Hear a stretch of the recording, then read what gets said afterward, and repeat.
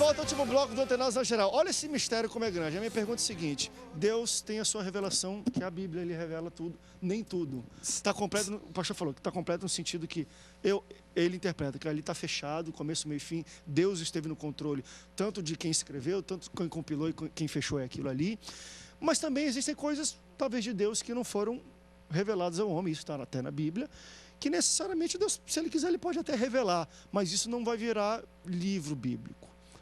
A minha pergunta é, se Deus revelar hoje, vocês entendem que ela seria bem aceita? Porque a gente está falando até no intervalo, querendo ou não, o que a gente tem como Bíblia hoje, o cânon sagrado, são experiências pessoais. Uma pessoa que pegou e começou a escrever, dirigida por Deus, inspirado por Deus, mas... Nós temos atualmente, André, algumas revelações, ditas revelações, que estão aí no mundo, que a gente até não percebe, mas existe. Primeiro, o que tem na Bíblia ali, para mim, está ali, em questão de interpretação, assim, nós vamos ter sempre algumas coisas de interpretação. Agora, em questão de acrescentar alguma coisa a mais, eu acho que não existe essa possibilidade. Agora, nós temos essas revelações que você disse, que você está citando aí, que não foi não, né? Na casa dele, você está citando. Eu faço um pouco eu gosto, você, André, tu não é crente, sempre... Não, é que eu tenho que fazer a pergunta que o pessoal faria, por não exemplo, que eu acredite nisso. Por exemplo, um amigo que... Não, exato, tem um amigo. Alguém falou. Tem um amigo. Você teve uma revelação e um sonho, assim? Nós temos duas grandes revelações atualizadíssimas que vive hoje o conflito tão grande que existe. Um conflito grande e outra menor. A primeira, a menor de conflito é Samuel Smith, José Smith, quando ele recebeu uma revelação de Deus, isso ele disse, porque isso foi uma revelação, ele recebeu uma revelação de Deus, onde ele disse que a Bíblia estava desatualizada, e ele recebe o Urim e o Turim, vai no Monte Palmar, nos Estados Unidos, a história que você conhece, a revelação tal, e que surgiu o mormonismo hoje, que cria Deus, aquela coisa todinha, vai e volta. Então, isso foi uma revelação. Tá. Aí você vai e encontra uma outra, que você vai pegar lá Maomé, que é hoje a maior dificuldade entre os cristãos e o islamismo, né? E quem segue cristão, que também recebeu revelação de Deus, onde ele olha para Jesus e vê Jesus como um grande profeta, mas ele, Maomé, agora veio para fazer aquilo e deixar aquilo. Errado, agora é comigo. Então, veja só, então isso é uma revelação. Perfeito. É uma revelação. Na verdade, a gente tem isso na história. Temos isso já, assim, de fato. Verdade. Você tem uma revelação aqui, e Miller no Adventismo, que ele também recebe revelação, certo? Aí vamos questionar se... Vamos acrescentar a Bíblia. Perfeito. Mas então, esses todos são exatamente isso que você está questionando. São revelações que vêm... Outra que a gente, algum tempo, foi assim, preocupante, mas depois hoje, principalmente no Brasil, que é... Os apócrifos. Não, eu não digo nem os apócrifos, porque você está... eu estou falando do espiritismo. Perfeito. O Evangelho segundo Allan Kardec, que também tem os Evangelhos lá segundo ele. Ele lê a Bíblia e o livro de... E ele recebeu a revelação e hoje está lá. Na mesma altura. Aqui no Brasil, no mundo, não andou muito, quer dizer, anda, mas não no sentido de como igreja, mas são revelações, que é exatamente isso que nós estamos tratando agora. Então, pessoais que eles queriam pessoais que foram revelações. Mas são, assim, o que é interessante é que são revelações para segmentar. É algo existente. São revelações que segmentou, ou seja, não, está tudo errado aqui, agora é comigo aqui. Eu não acredito que Deus vá ainda passar para alguém, um profeta, pode ser o mais santo, né? Pai apóstolo que for, nosso semideus, Jesus 2, evangélico, né, que chegue e dizendo que Deus, por exemplo, não, Deus me revelou o período de Jesus de 12 anos até os 30 anos. Tá tudo comigo, foi assim, assim, assim. Eu não acredito. Historicamente, alguma coisa que vai mudar historicamente, eu não acredito. Até porque se Deus tiver algum fato novo para trazer, ele não vai dar para uma pessoa, vai ser um contexto de concepções e que as pessoas vão, em determinado tempo, as pessoas vão entendendo. Então, por exemplo, quando eu me converti, me ensinar, é igual aquela história de Pedro Cabral descobriu o Brasil, né? A gente aprende que Pedro Cabral descobriu sem querer, que a bússola emperrou, que ele bateu aqui do nada. Depois você vai aprendendo, então me ensinaram que Jesus morreu enforcado. Né? Mas depois você vê lá que Atos 1 não fala disso, dá uma outra conotação.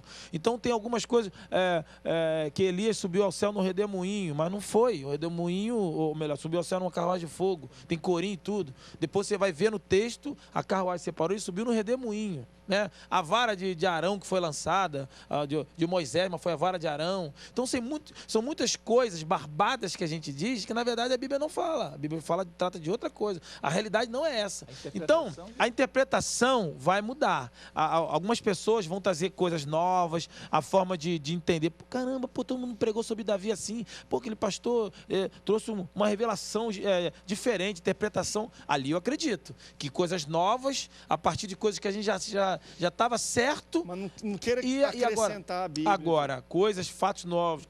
Não, Deus me revelou com quem Caim casou. Deus me revelou que Adão não sei o quê. Isso aí eu não acredito. Deixa eu levantar uma última pergunta, que é ainda dentro dessa questão de revelação pessoal e como vocês entendem isso. Eu também concordo que nada tem que ser adicionado à Bíblia, mas tem muita coisa que pessoas têm experiências com Deus e se torna uma revelação pessoal. Isso, de alguma maneira, se torna uma literatura e ela dá base para vários estudos teológicos. Por exemplo, quando a gente, e eu já tive pastores para debater sobre isso, fala muito sobre a questão de batalha espiritual.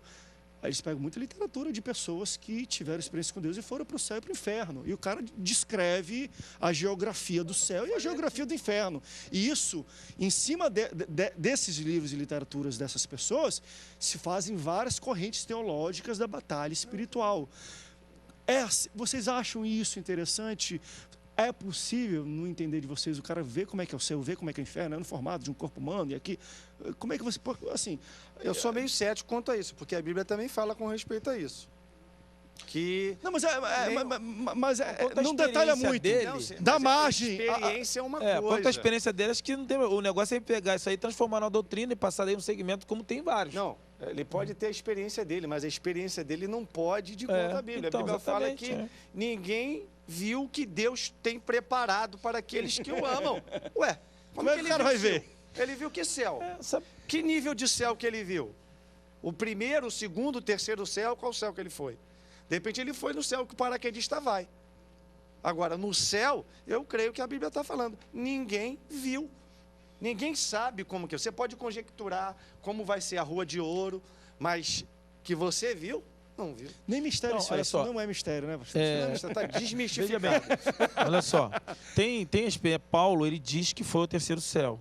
A gente só precisa entender assim, o fato de Deus permitir que o seu servo tenha uma visão, uma percepção de algo. Isaías viu. Para Isaías ali era o céu. Ele viu anjos voando e tal. Assim, se ele fosse relatar hoje, seria o céu para Isaías. Paulo foi ao terceiro céu. A gente sabe, primeiro, segundo. Terceiro céu, as coisas miraculosas, as coisas, o céu espiritual. Só que a pergunta é, Paulo viu o céu final? O céu já do final das revelações de tudo, depois dos santos, depois do julgamento? Não, ele teve uma percepção da divindade, ele teve uma percepção, ele foi ao céu, ele teve contato com Deus, Deus permitiu ter algumas visões, de repente viu anjo, como alguns irmãos têm. Não significa que aquilo ali seja algo definido, tanto é que ele diz que aos homens não é digno contar. Ele entendeu que é inefável, não tem como dialogar, não tem para quê. Para quê? Então, o que eu acho interessante é que essas pessoas foram no inferno, viu como já vi um testemunho de um pastor, não vou citar o nome, sumiu esse pastor, foi no inferno, foi no céu, estava no necrotério, ele foi no inferno, foi no céu e sumiu, nunca mais ouvi esse cara. Que coisa extraordinária, e o que Deus fez? Para quê?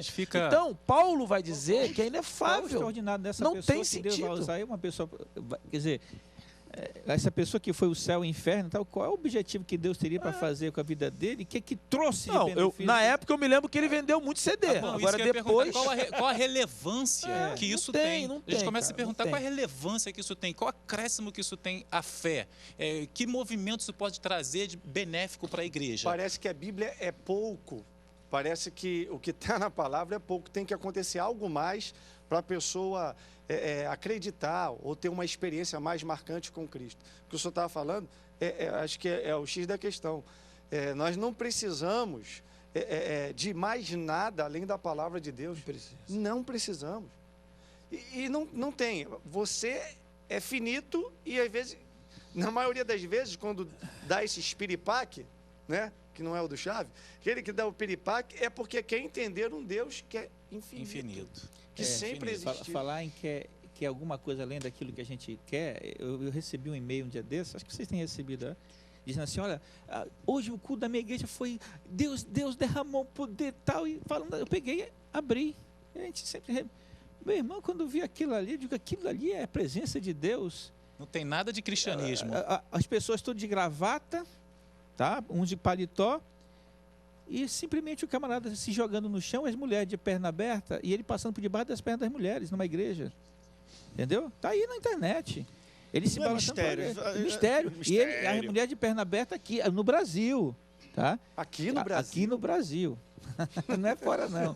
Eu digo, são mulheres abertas, eles passando pelo meio da perna das mulheres, e uma segurando a saia um pouquinho assim. Eu digo, isso é querer ver, ter a presença de Deus, querer... Estava rodando assim, igual avião também. Rodando igual avião. O problema são as modas que são criadas. Parece que Deus já não é mais suficiente, que a Bíblia não é mais suficiente, e precisa-se então inventar uma outra estratégia. E de estratégias em estratégias, a gente tem visto o evangelho de experiência é complicado. E quando vão passar isso, mas explica, porque a Bíblia fala o contrário, não sei o quê, não sei o quê. Crente, é mistério. Que é o nosso tema de hoje. Mesmo, quando o cara não tem explicação base bíblica, mas vê que bateu quando não sei o quê. Rapaz, isso aí é mistério. Mistério não tem como explicar, né? Por isso que é muito perigoso. Mas, pastores, obrigado pela presença de vocês. Foi um bate-papo muito gostoso. Foram por uns caminhos interessantes e acho que a gente conseguiu conversar. Foi mais um bate-papo do que um programa mesmo. A gente conseguiu, talvez, botar para fora coisas que muitas pessoas queriam ouvir sobre essas perguntas. A gente falou de dinossauro, de ET, de criação, de céu, de inferno. Eita Deus, foi um programão. Muito obrigado pela presença de vocês. Obrigado pela sua audiência. Deus te abençoe. E até o próximo Antenados na Geral. Tchau, tchau. Mistério de Jesus, sim. Há poder no nome que está sobre todos os nomes. Quando Ele quer agir, nada pode impedir. Quebra o arco, corta a lança, despedaça a corrente. Vamos fazer vencer. Revela o seu poder.